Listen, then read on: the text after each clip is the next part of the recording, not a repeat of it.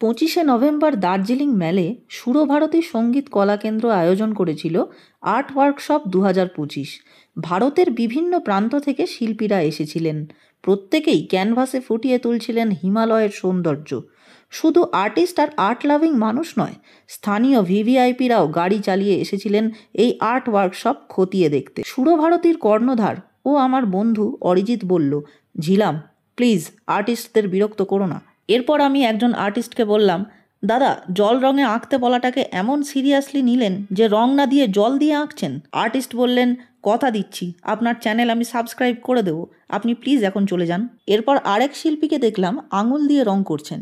তাকে বললাম, আপনার আঁকার অনুপ্রেরণা নিশ্চয়ই শিল্পী লিওনার্দো দা ক্যাপ্রিও। ভদ্রলোক বললেন, লিও মানেই ক্যাপ্রিও নয়, ভুলভাল নাম বলেন কেন? আমার অনুপ্রেরণা লিও মেসি। বুঝলাম এরা আমার গভীরতার কোনো মূল্য দেবে না। আমি চুপচাপ হাঁটা লাগালাম।